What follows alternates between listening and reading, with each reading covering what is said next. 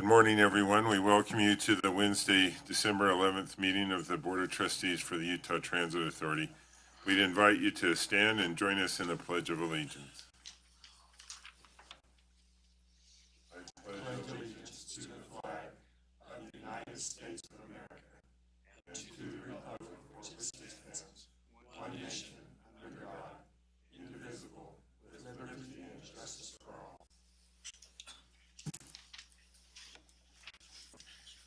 Our first item of business up is our Safety First Minute, and Sheldon Shaw. Good morning, Chair. Trustees, appreciate the opportunity. The message I bring today is office safety. So those of us who work in office buildings and those kind of settings, we have things that we should try to do to make sure we're safe too. So when we have stuff and we store it in our offices, if it's heavy, it should be on a lower shelf, not an upper shelf. Probably that might come down. Also, filing cabinets should only have one drawer open at a time. And if you're not using that door, make sure it's closed. And we're not immune from good housekeeping habits because we need to keep our aisleways and our walkways clear, and we shouldn't have stuff stored in front of fire extinguishers or ADs or emergency exits. So appreciate the time. Okay. Thank you, Sheldon. We'll next go to our public comment period. And Bob, do we have some public comment? We did have 5 comments on the budget, and those have been presented to you and none other on the remainder of the agenda. Okay, great. Thank you. Then the next item up is our consent agenda, which includes some approvals of a policy and minutes from our last meeting. I'll entertain a motion on that. Mr. Chair, I move that we approve the consent agenda consisting of the board minutes of last week's meeting, as well as the UTA policy 6.1.1 for the ADA compliance. I'll second. I have a motion and a second. Any other discussion? Seeing none, all in favor, say aye. Aye. Any opposed? That motion passes. Thank you. Next up is our agency report with our Executive Director, Carolyn Gannott. Good morning. I just have 3 sort of quick items. One is just to let you know about the ski bus service and what is running and when it will start running. Salt Lake City is running full ski bus service to all 4 resorts. So far, the weekend ridership has been very heavy. The weekday ridership has been relatively light, but we expect it to be much heavier during the holiday season and continuing forward. Mount Ogden ski bus service to Powder Mountain and Snow Basin begins on Saturday, September 14th, so this Saturday. You mean December 14th? December. Did I say September? Yeah. Sorry, December. You're resisting the cold. I know. Timpanogos bus service, the ski bus service to Sundance begins on Saturday, December 21st. So that's the item on the ski bus service. I just want to let you know a little bit of an item that we have on a construction contract regarding the paint booth at Meadowbrook. We have been working on that. The old paint booth is near the end of its useful life. It's being replaced with a larger one that can accommodate the UVX buses. The original contract amount for the installation was for $166,428. That meant that did not come to the board. That was issued. That was on a low bid. Several change orders have been required as construction has progressed due to unforeseen site conditions. There was a change order that was issued for $10,007 for the fabrication installation of steel for load bearing needed for demolition. Then a second change order was completed for $9,257, and it was to change the machine shop door from single to double doors and for wiring in the makeup air units. And there was a third change order for $4,505 to address needed electrical wiring changes. So these are all things that we're finding once we're out in the field.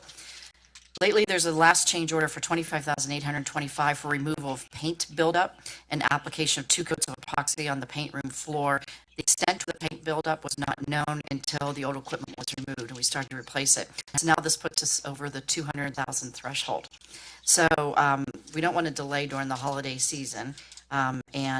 We are looking at if there's any other unforeseen site conditions we might find out there. So we'll be back to the board in January for board approval for that, but we may move forward on the work, but we will be coming back for the change order amounts and then potentially any other issues that we see or unforeseen conditions that we would need to have covered in this project on the construction contract. Any concerns from board members?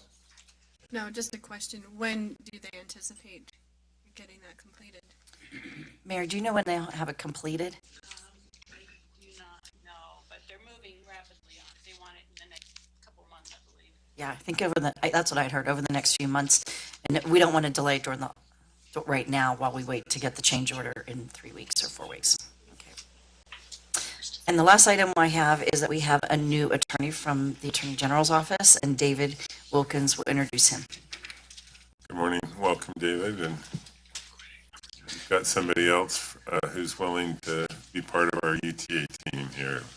Yes. As we were working on the budgeting process for next year, we identified with the help of Mary and Paul Drake in real estate that we needed an attorney to provide more full-time support for UTA's extensive real estate needs. We put a recruitment out this fall.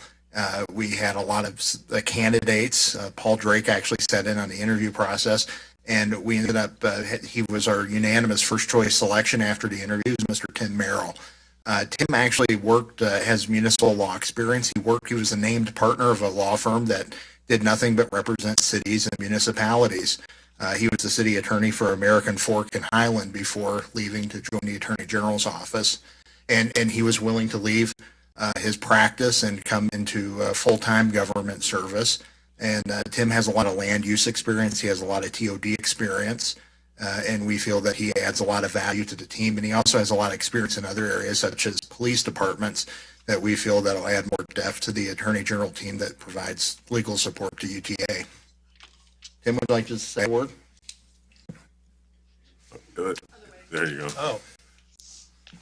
So I'm just glad to be here. I appreciate the opportunity to come, and as I've sort of bought into the vision of UTA and its mission to connect communities, I'm really excited to be part of the team and to help fulfill what we're doing here.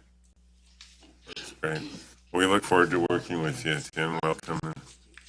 Good to have you on board.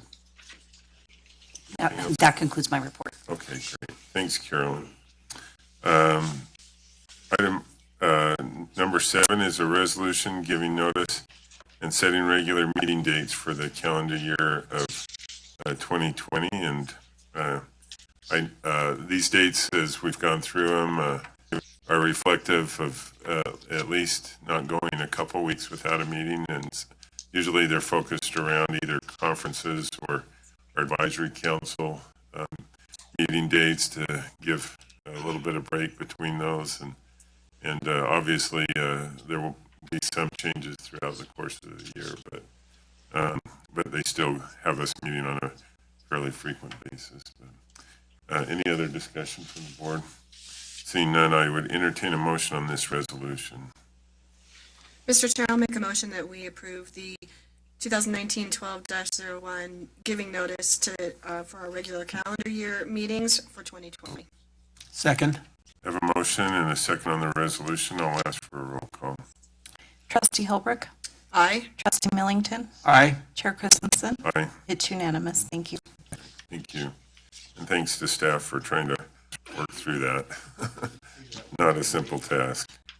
We're up to item 8 on our agenda, which is for contracts, disbursements, and grants. And the first is bulk purchase of diesel fuel and unleaded gasoline with Killer Strauss oil. And Todd and Brian are with us. Apparently we use a lot of diesel fuel.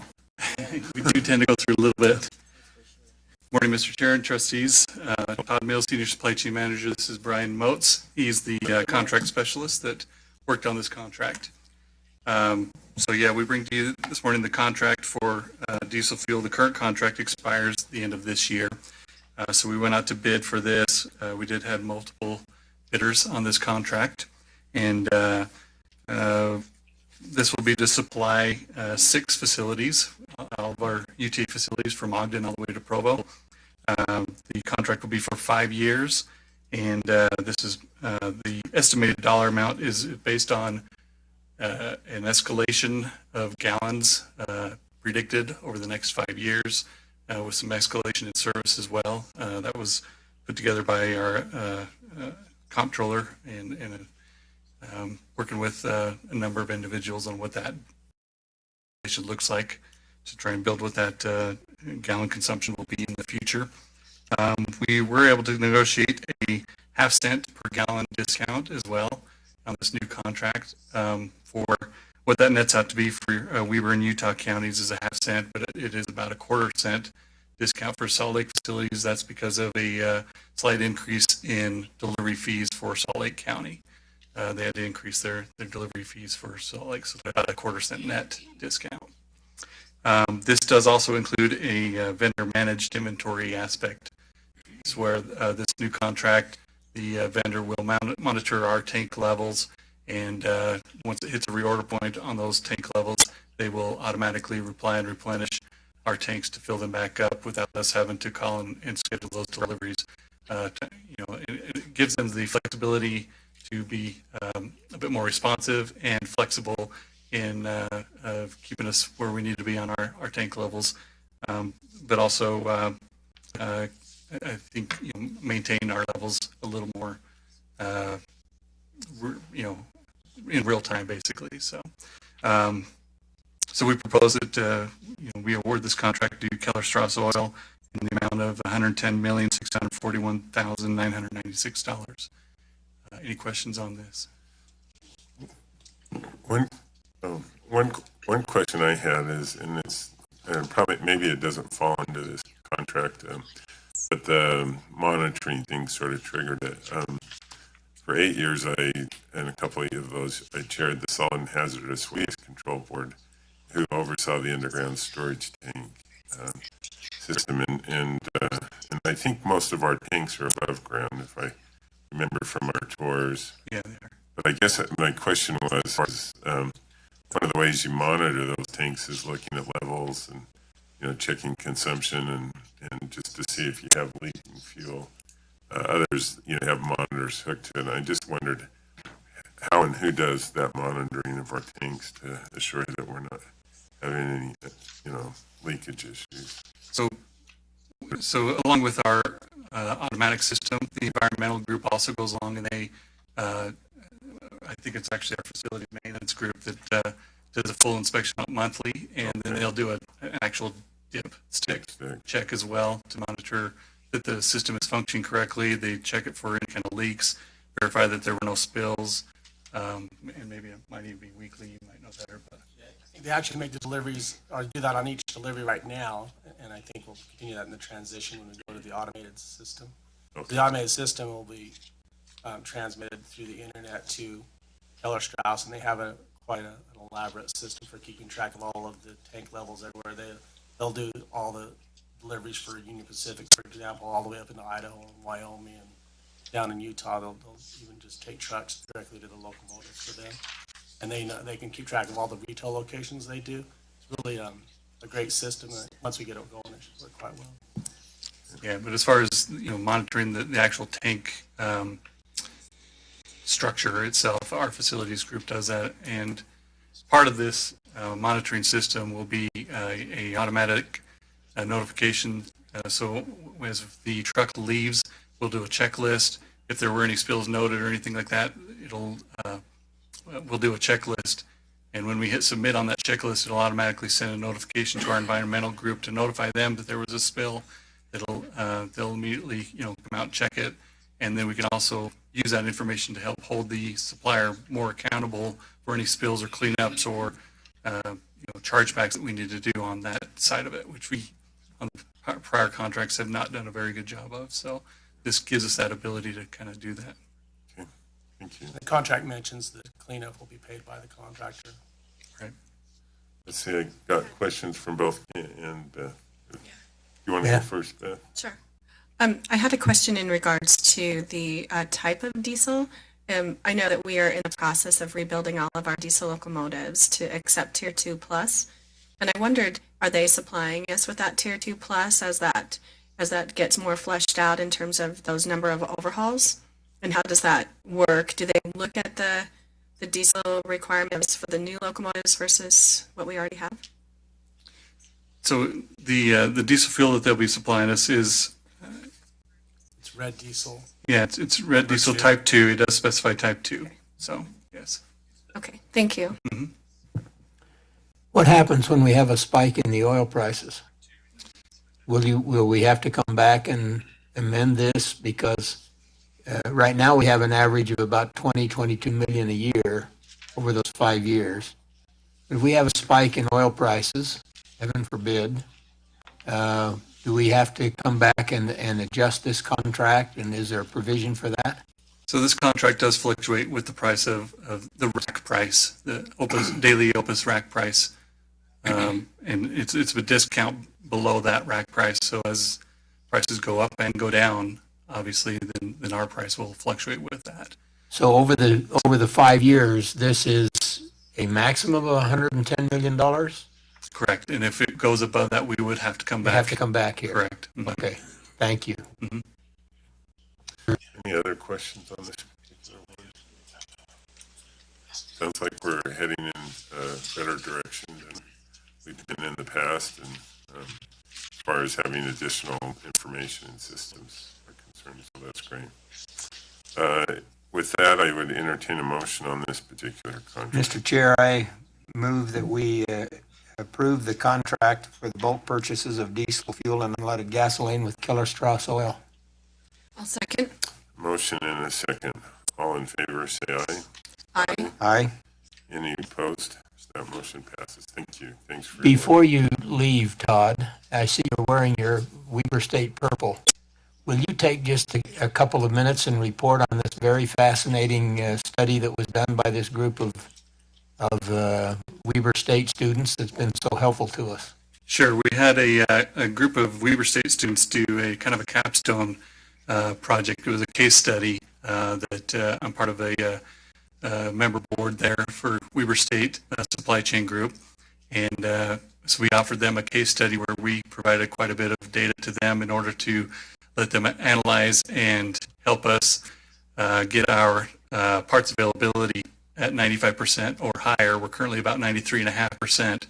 And so they've been doing that over the course of this entire semester. It's a semester-long project, and that's the entirety of this class for them.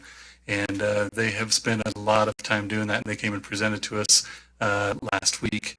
Happened to be on the day of our 20th anniversary, so unfortunately couldn't attend. But they did present some very good results to us that are very realistic, very manageable, where we can put incremental items in place based on low dollar items that were below 95% and low dollar parts that we can incrementally put in place and get our parts availability above 95% at a very minimal cost impact basically to our inventory. So for roughly $200,000, we believe we can achieve that and be above 95% on an ongoing basis. And so we're in the process of looking at that. And this was completely based on their analysis and their, what they've learned basically throughout their tenure at Weber State. And through this project, they also found an issue that we had in our system where we had 30 parts that had multiple supply branches, which is an issue for us that they identified for us. So as I was explaining to Kent yesterday, this was kind of almost like a free consulting group for us project. And so it was great to have them here. Just even having the excitement of students like that, that they're excited about it and they're excited to get into the workforce. And just to work with them over the course of this semester was a real privilege. And it was a lot of fun, actually. And so we expect to be able to do more things like this in the future. Thank you for that report. And I understand that Gray Turner's son was one of the He was on the project. He may have something different to say about it, but it was a good project. Thank you for that. Just to clarify, it's a $200,000 increase in our inventory levels. Yeah. Thank you. Thanks, Ken. Thank you both. Our next item up is a contract for a real estate purchase of right-of-way for 1200 West and 1100 South in Brigham City. Paul and Spencer.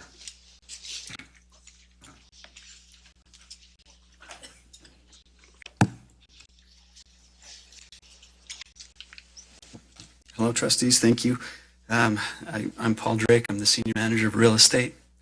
And I brought with me Spencer Burgoyne, our manager of property administration. who has facilitated these. We've got actually two real estate purchases that we're bringing before the board. This one's the first one, and Spencer has facilitated that negotiation, so I've brought him in case there are questions. He can help with those technicalities. So the first one that we have is this corridor preservation for Box Elder County. The next one will be right-of-way that's critical for the Ogden-Weber State BRT system. This one is about 10 acres. It's located at 1200 West, 1100 South in Brigham City. That's just east of the 1100 South Brigham City interchange off of I-15. West of the center of Brigham City and Highway 89. The purpose, as I said, for this property, Box Elder County has set aside their second quarter sales tax to preserve right-of-way that has been identified in the 2019-2050 Regional Transportation Plan.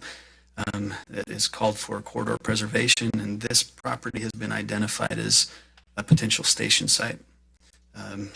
There's development pressure in the area, and so we saw this as an opportunity to pick it up before it would be developed and save future property costs and potential relocation costs. The cost that has been negotiated is based off of the appraisal, which was $987,900, which is contemplated in the budget. And we recommend that the board approve the purchase contract and authorize the executive director to execute that contract and purchase the property per those terms. Any questions for us? I don't think so. I think you helped answer the question, and that is, how do you prioritize? Obviously, it's a long corridor, but it sounds like this is the actual station location. It is. Future station location. Yep.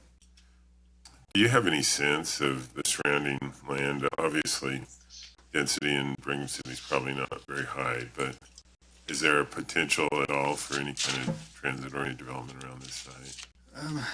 I believe so. We've got there's a master plan for that whole area, and I believe it's part of the board packet. Perhaps not, but yeah, the area is planned for a little higher density than what you'd usually see up that far north, but they are planning for future transit.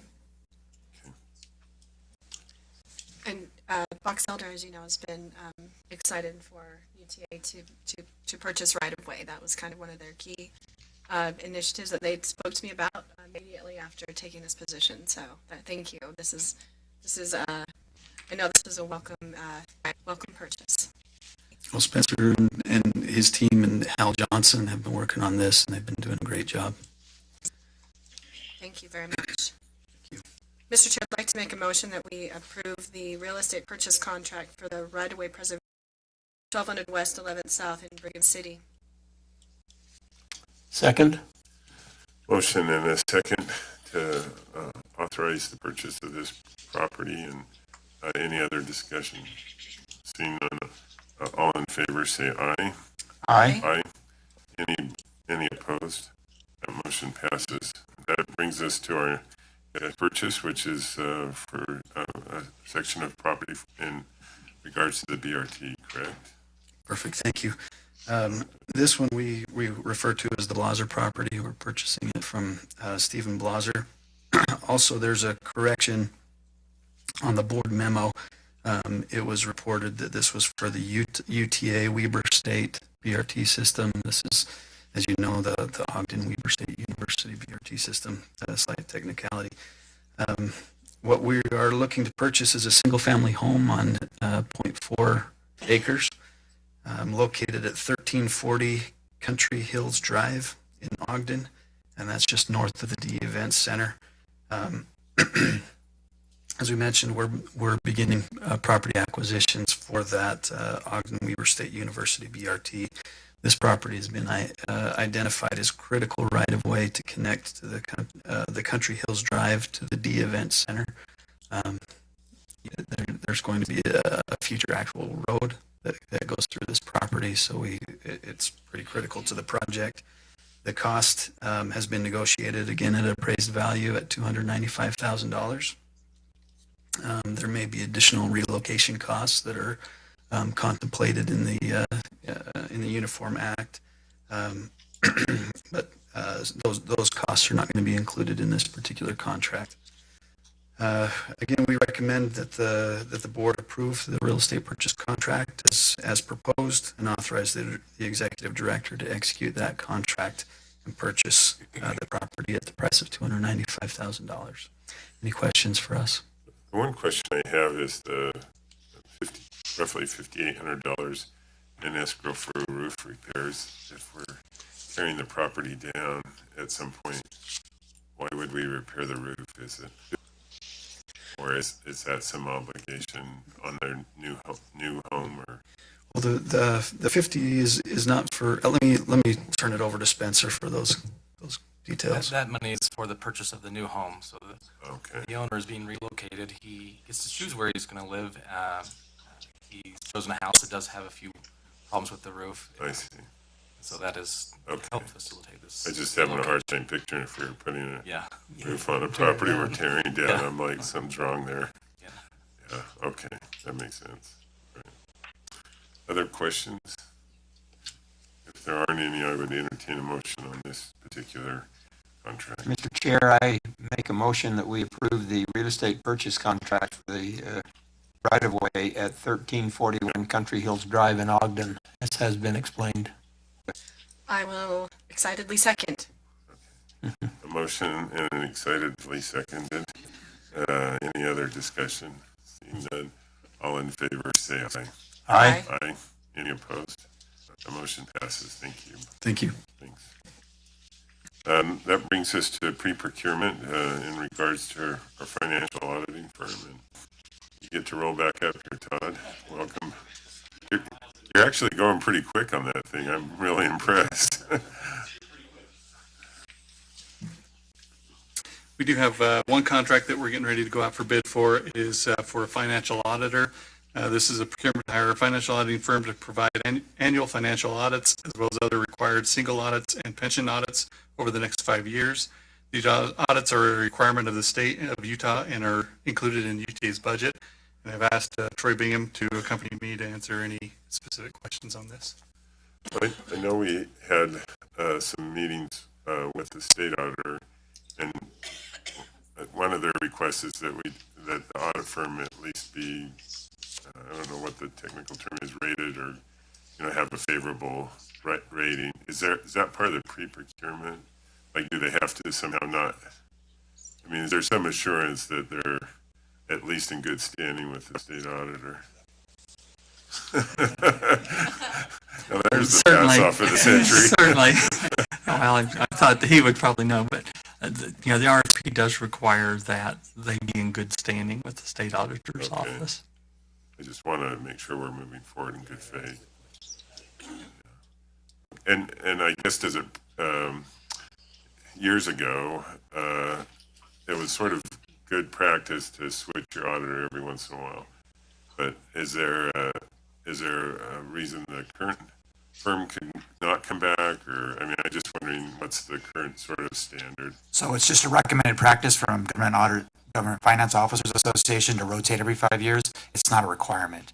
Okay. If you're happy with your auditors, you're happy with the information you're getting from your auditors, you can stay with them as long as you like.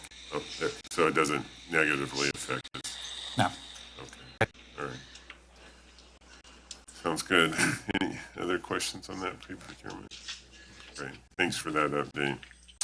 And next up is a grant opportunity in regards to CMAQ, STP, and TAP funding with WFRC, Wasatch Front Regional Council. Mary, good Good morning. morning. So if you remember last week, we came with the proposed applications for the CMAQ, STP, and TAP funds with Wasatch Front Regional Council for the Ogden Layton urbanized area.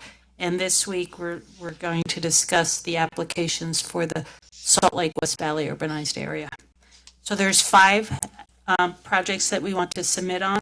The first is on-route electric bus charging infrastructure, and this would support our growing, expanding electric bus fleet, particularly the 20 electric buses we got awarded through the Volkswagen settlement. And this would give us more flexibility if we had additional charging infrastructure within our service system.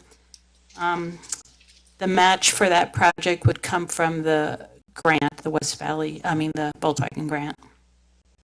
The second one, we're going after STP funds for some additional bus stop improvements. We always want to we have so many bus stops we want to improve, so whenever there's an opportunity, we submit application for bus stop improvements. And this is not in the current budget, this match, but this is a future year, so we would make sure that that was in a future year budget. Bike capacity on transit, this would be to replace the 2 bike carriers on the front of our buses with 3 bike carriers. We have a lot of need or use of those, and a lot of times we don't have enough space for people to want to bring their bikes with them. Again, that match would come from a future year budget. The Salt Lake Central parking structure, this is a big one. This is for a parking structure that would accommodate the redevelopment we want to do at the central station. And in addition, it would help the parking that we need for, at the central station. We right now lease space and have parking. The building, property owner is selling the property, so we will not have that parking available anymore. So we need to replace that parking as well. And the last one is onboard technology system, and we discussed this one last week. So the project total is about $5 million, and we're trying to get funding from each urbanized area. We're asking for a little bit of that funding on. And then Alma, do you want to explain that last one? Sure. The last one is a project we were partnering with UDOT on. It's for traffic signal priority systems. UDOT was applying to put the infrastructure in need on the wayside communication, so at the traffic lights. And they're including in that equipment on a few buses. We put in a letter of intent to install equipment on more buses so that UDOT can get more data, so that our buses have more flexibility on where they can be assigned. Operationally, it makes it a lot easier. UDOT was going to include the equipment on our buses in their application. In UDOT staff's communications with Wasatch Front Regional Council staff, WFRC recommended that we keep the applications separate. They thought it would be better odds of getting the funding that we need to put more equipment on more buses. So UTA will be submitting that instead of UDOT. So that's a correction from what's in the board memo, both for the Wasatch Front, Salt Lake, West Valley area, and also the Ogden-Layton area that we brought to you last week. Mary, can I ask a question on the charging station? Right now, it's heavily kind of centered between, I think, Salt Lake Central, or the Salt Lake Bus Maintenance Unit, and the University of Utah, and then Salt Lake Central. But those 17 buses may not necessarily stay in that particular area. Where are you looking at placing this? Well, Murray Central was one location we were thinking about, and North Temple was another possible at the hub that will be developed there at some point, and I think the Wasatch and 3900 South Lot was another one. Yeah. We continue to study that with the operations group and with the service planners to see where it makes sense. My only thought was, and I think there's a lot of water, as they look at the Mid-Valley BRT and other things, it just strikes me like the Murray Central might be a good location, because it leaves you some options in the middle of the valley, regardless of what gets implemented. Yeah. Anyway, I'm glad that you're at least evaluating sites and trying to determine that aspect. Other questions on these? I did have a quick question in terms of the, I apologize, I just went right past it. The parking structure, were we not able to buy that land, or was it encumbered in another way that would not prevented us from purchasing that?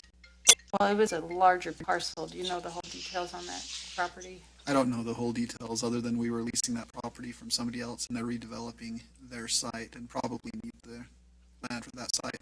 I don't know if Paul Drake has more information on that, if he's here still. Oh, yeah. We don't know the details, sorry. Okay. So where would this parking structure be anticipated to be located? The plans, which we'll probably bring to you at a future date, show that it would be actually here on this site as the redevelopment there with new office space on the other side of the tracks would take place. So I think what we're planning on doing is coming back with sort of how our facilities are going to be, our major facilities that we have, each of our units, and here what the plans are in the future in terms of either expansion or not necessarily relocation, but relocating some of the facilities so that we can step through that over time. Sure. And that it'll include this area, which is a little more complicated. Sure, okay. That makes sense. Okay. Any other questions? Well, thank you for that update, and we'll cross our fingers and hope we're successful in most of those. So, next up is, let's see, I think, if I'm not mistaken, the fair contract with Intermountain Healthcare has just been pulled till maybe next week. It'll be here next week. Okay. And then discussion items. We have our 6th amendment for the authority's 2019 budget. Bob, welcome and take it away. Be happy to do so. So what this particular budget amendment does is looking at the capital budget and reallocating funds. The capital development group looked at expenses through October 31st, made some projections through the rest of the year and said, here's projects that we need to move some budget to, and here's some projects that have budget available. So they've come under, some have gone over. So we're moving budget from 10 capital projects to 11 capital projects. And here's the laundry list of the current budget and the reallocations from those specific projects to the other projects. So for instance, the first one, Provo Orem Trip, current budget's $10.6 million. The recommendations to take $80,000 from that budget and move it to some other project. And you've been provided detail in your budget packet of the to and froms for each of the projects. And then arrive at the new budget for that project of $10.5 million for 2019. And so those are the changes for each of the projects, 21 projects there. The budgets stay the same, and bottom line, and it's a reallocation, so there's no effect on the expense budget at all, in the total expense budget. I just have a couple of questions. There were two that were fairly large. One is the tracks curve replacement. Was that the replacement that was done this summer on? I believe so. Mary can give you more detail. I know we provided some information as far as each of the projects, and I believe that's what that was, is moving.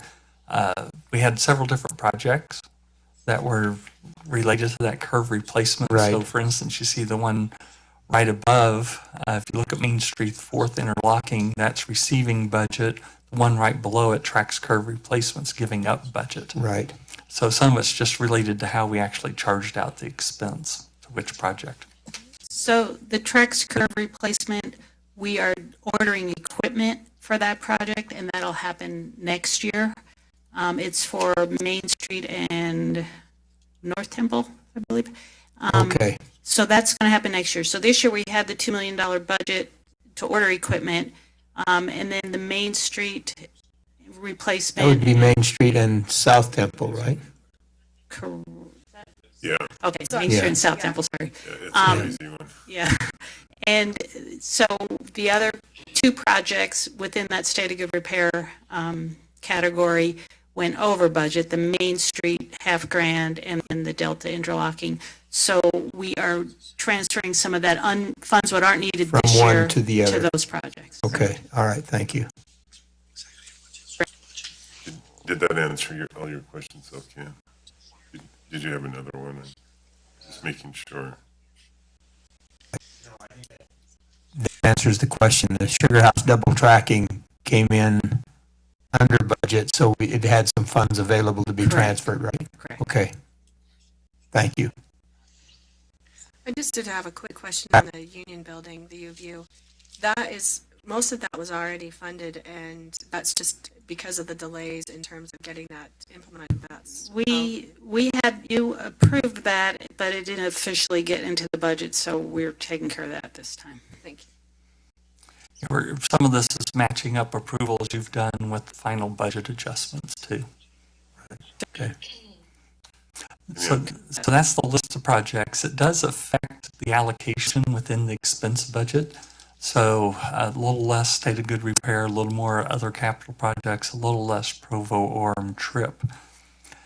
So that's the net effect. Again, it's zero in the overall capital budget, so it's a reallocation. Provo-Orem trip is.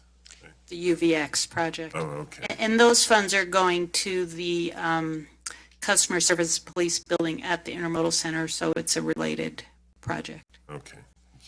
And should have pointed that out. Where possible, we made sure we transferred money between related projects, or within the same category at least. But there were a few that went across categories.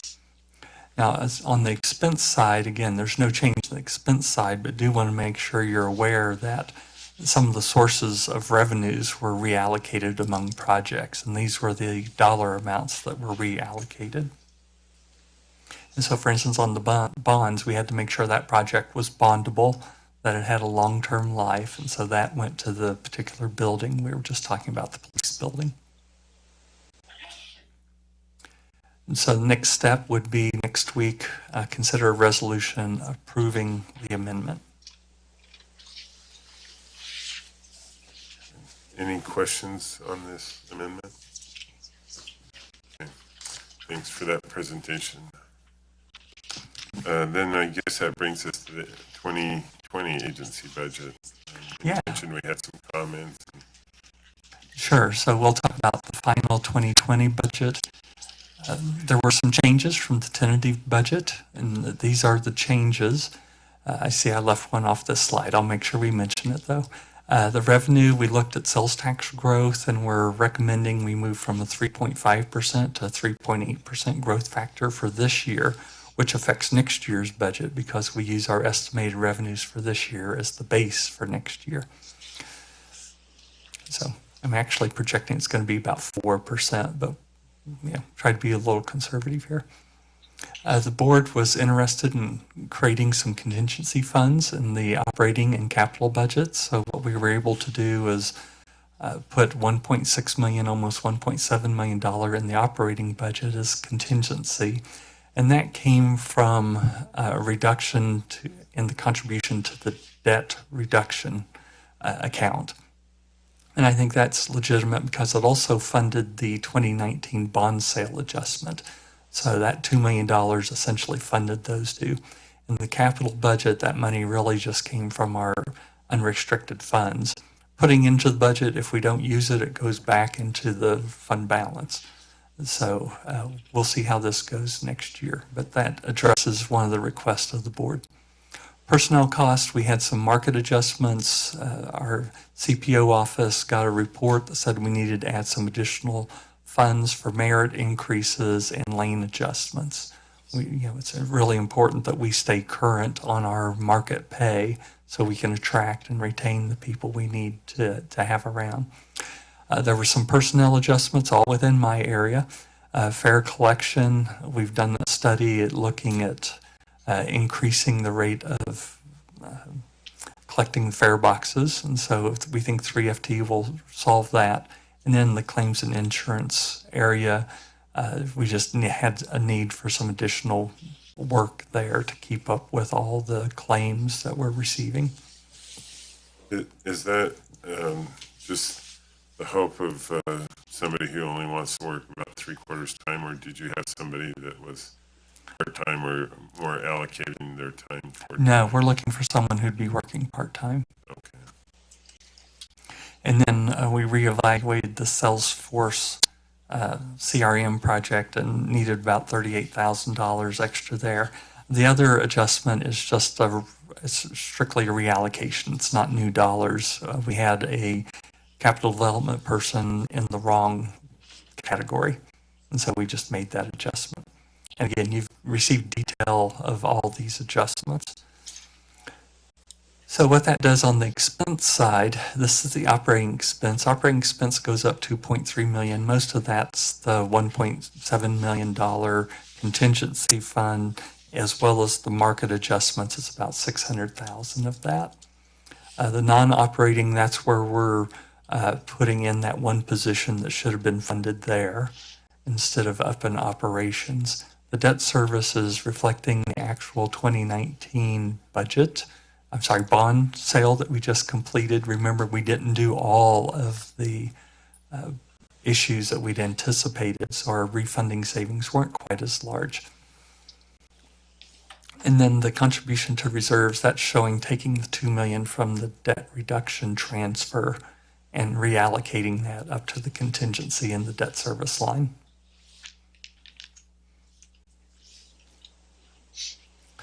On the revenue side, the only change is on the sales tax, where again, I've reprojected this year's sales tax and it has an effect on next year's budget. Those are all the changes on the operating side. Questions on that before I head toward capital? Okay, so on the capital side, the one change is creating the contingency of $1 million that sits in the other capital projects area as a separate line item. And then that's being funded through the UTA funding. There was one other change, leasing. When we did the tentative budget, the projection was for $31.3 million would be needed. We have $958,000 left over from the 2019 financing that will apply to the projects next year. So that really resides in the UTA funding. So that's just really a reclassification to get that correct for the final budget. Questions on the capital budget before I head on? As far as FTE changes, all in my area for the positions we've already talked about. So the next step is approval of the budget next week with resolution, and so that'll be before you next week. Any questions on that? Okay. Thanks, Bob, and thanks to your staff. And we do have for doing this. Our draft budget book available for those who are interested. I have some over here at the table. They're free. All right. And I would just make this comment, and I made this to Bob earlier. That budget is put together in just a beautiful format, very understandable.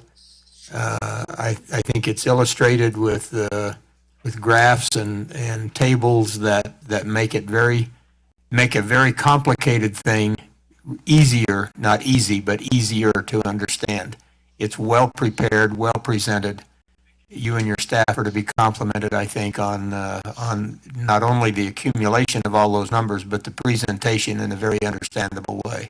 Well, everyone, each of the chief officers had a group that helped prepare this and provide information and review it and make sure it's correct. So a lot of people had a hand in that. It's very well done. Well, yeah, agreed, and thank you. And we'll look forward to next week. That brings us to I think Laura's here. Our discussion items, and that, we're already there, but the 2020 service plan, Laura, welcome, and Eric, thank you. Hello, thank you so much. I brought my spare brain today in case I get stuck on anything. So That's a good Eric option. will tell you he'll answer all the hard questions. So we have been working through implementation of the new Salt Lake County fourth quarter sales tax revenue. And so that is the revenue source that's funding a lot of the improvements that we're making to service this next year. We've broken that up into two phases. It takes about 12 months to fabricate a new bus, for us to hire operators, train them, hire new mechanics, train them, supervisors. There's quite a process in order to mobilize and to actually put service on the ground.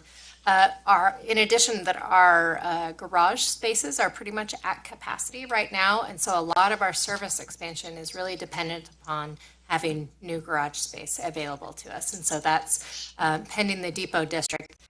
We're a little uncertain on the timeline of that right now, but we anticipate that sometime in 2021 or shortly thereafter. So we're focusing really first on low-hanging fruit, capital foundational elements that lay the, kind of set us up for implementing and expanding our service moving forward.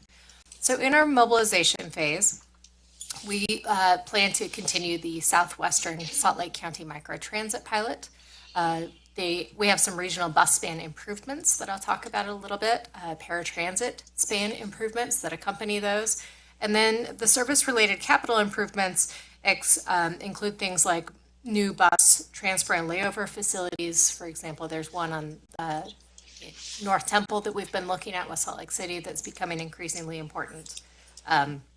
Garage expansion, operator restrooms, bus stop signage, and things like that. So all of this really allows us to plan for and implement more efficient service design when we have the garage space and the vehicles available to do that. So mostly we're focusing on things that do not require new vehicles right now. And our service design standards are categorized into different tiers of service. So tier 1 being our very best service. The graphic there shows that the span of hours starts at 5 in the morning and it runs all the way until midnight. 15-minute frequency for the majority of that time, and then good service both on Saturdays and on Sundays. And then we have performance standards that accompany each of these. So in August of 2020, again, we're focusing primarily on span. We have 3 routes that are already at this tier 1 level of service. Those are the Salt Lake City sponsored routes, the 2, the 9, and the 21. We'll be upgrading 5 additional routes to full tier 1 service. That'll be Route 200, 205, 209, 217, and 220. And then we'll have 6 additional routes that we're upgrading to tier 1 span. So not the frequency, but the span that allows us to use our existing vehicles and not generate an additional need. And those additional routes are routes 4, 6, 17, 213, 519, and 520. So that's a lot of new service that is coming to our very best, highest level of service there. Tier 2 is 30-minute service, again, from, pretty good hours. It goes from 6 in the morning until 10 p.m. No Sunday service, but we do have Saturday service in this tier. We are upgrading 6 routes in 2020 to tier 2 service. Those are routes 3, 72, 223, 227, 232, and 248. And then we're upgrading 1 route, that's 240, to tier 2 span, but not yet frequency. So we'll be doing that in the future. And then tier 3, you'll see is primarily a commuter-oriented service, not weekend service. We're updating weekday service to tier 3 span on routes 62, 201, and 509. We have some additional half trips in the evenings for routes 33 and 39. And then we also have an express route. Can I ask what a half trip is? Oh, I'm sorry, yeah. I saw that on a document. Sure. What does that mean? Yeah, what does that mean? Currently on routes 33 and 39, we have some trips that only run part of the route after 7 p.m. And that's just because the routes numbers were moved around, but the trips weren't actually changed. So, for example, on Route 33, we have some trips in the evening that only go between West Valley Central Station and Mill Creek Station, and they don't continue east to Wasatch Boulevard like the other Route 33 trips. So this is just a chance for us to regularize that schedule, make it less confusing to the customer and provide more service in the evenings on those routes. Even though it's not a full upgrade to a different tier, it's just kind of filling in some of the chinks that have been left by previous service changes. And then we have one, our tier 4, I don't have a separate slide for this, but it's peak only commuter service. We're adding an additional trip to Route 451 from Tooele to Salt Lake City. And then you're familiar with our microtransit pilot. It's a 12-month pilot partnership with VIA. This is a great service because it covers, it really expands the coverage that we're able to provide in this part of the valley. And so that will continue through 2020 as well. Do we have a sense of how that's doing? I can get back to you on We were that. going to bring some numbers next week. Okay. I know that you guys are still looking at them, and We're currently foaming at the mouth over the numbers that we do have. We'll provide a very nice, well-behaved summary. yeah, next week. We just wanted to go through them a little bit more, and I don't want to It's say either a anything. great teaser or an indicator of rabies, so I'm going to Find out next week. Can I ask though? What I mean, when would you make a call on whether that modifies those flex routes in that same area? Well, I would say we want to continue through the entire pilot. And as part of the Service Choices project, we're hoping to come back to you with a few different options for this area, some pros and cons associated with that. So sometime probably on the earlier side of next year. Yeah, I think by spring of next year, we'll probably have a sense of where we want to go in the future. Okay, thank you. And then in the Mount Ogden and Timpanogos business unit, we have fewer changes because we don't have the additional resources available to us. But Route 470, we're exploring extending this to Salt Lake Central. Right now, it continues, I think, to the University of Utah. Is that correct? Route 470 just ends in downtown and does not go anywhere after that. There's some operational benefits as well as service benefit to extending that route to Salt Lake Central. Route 604 and 606, this is a very specialized service. There is an entity called Enable Industries. It's a kind of job site for people with disabilities, and they are moving locations. And so we are moving our route to accommodate their building move. And that's really the only thing that these two routes do, so it's easy to change. Route F16, we're exploring adding service to the Newgate Mall. Route 628, we're exploring using a new bridge over I-15, which would kind of make the alignment a little bit more simple and streamlined. A lot of these things all require a little bit of additional study and work. When we come back to you as part of the Title VI analysis, as part of the change date process, we'll have better numbers and costing to determine exactly what we can afford and what types of changes like these that we will officially be making. And then in Timpanogos, we really don't have additional resources. We may make some very minor routing or operational changes, but nothing significant is planned in those areas right now. And then lastly, we do have a variety of bus stop improvements that we're planning. Really, this is the front door to UTA transit service for a lot of people and a lot of communities. This is their version of a track station or a front runner station. This is our first impression. We have about 6,300 stops in the system. We have improved 41 bus stops in 2019. All of those were in Salt Lake City associated with the new sponsored routes that they brought on this last year. But we have 115 bus stops that are planned for improvement in 2020 in Salt Lake County, again, using fourth quarter dollars. 65 of those are in Salt Lake City, 50 are in the rest of the county. And our goal is to improve about 100 bus stops every year ongoing after that time throughout the entire system. Defining improvement by making it look similar to this? I just wanted to clarify that. Yeah, we have a bus stop master plan that identifies 7 different levels of amenities. The level of amenity that we choose to put at a bus stop is based on an objective scoring criteria and matrix based on how many people are using. how many routes transfer and use that particular stop, and then some other characteristics like minority low-income populations, wheelchair ramp deployments, things like that. So this is an illustration of what one of our higher level bus stops might look like and what the future of that might be. In some cases, it may simply be a concrete pad and a pole with something called a semi seat, which is like a little seat that's attached to the pole itself. The one thing I would say is, and it's not a bad thing, but if you ever show a picture again, you might show the basic, and then, because sometimes when folks see this, they think, oh, this is the one we're going to get on all 6,300. That's a great suggestion. And Thank you. I just would rather set the expectation at a reasonable level.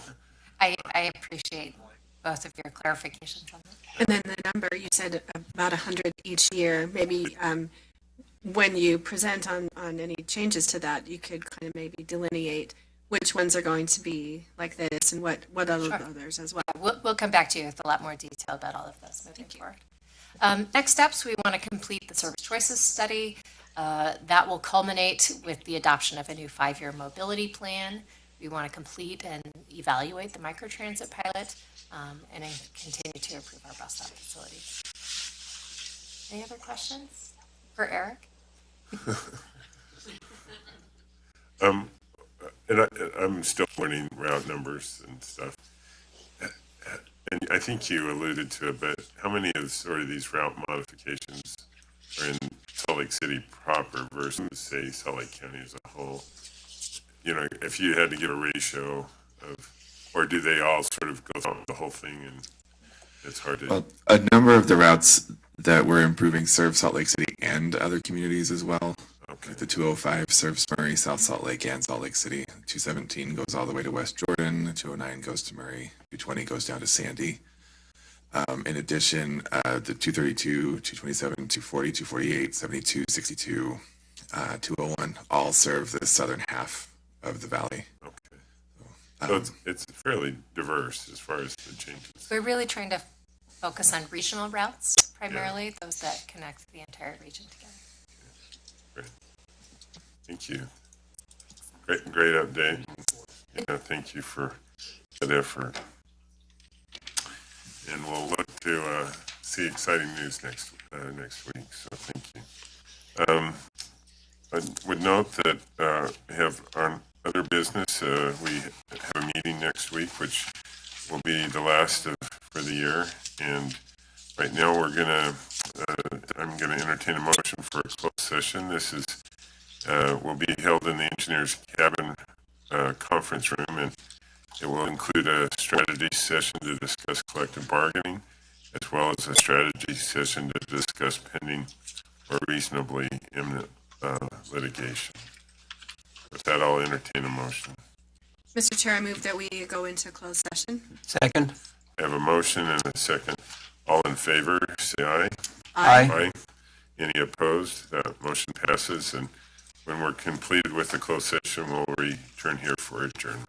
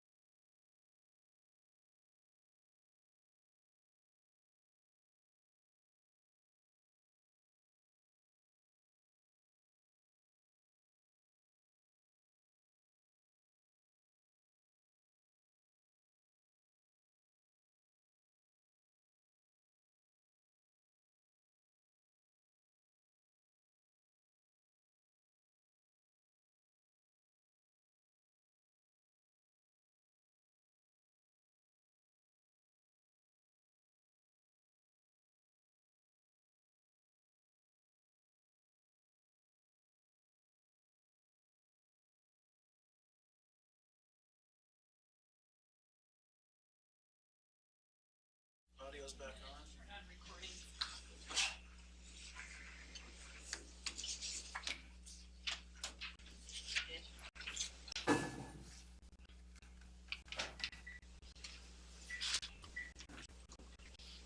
You good? Okay, we've returned from our closed session. It brings us to number 13, adjournment. Entertain that motion. So moved. Second. Motion and a second to adjourn. All in favor, say aye. Aye. Any opposed? We stand adjourned. Thank you.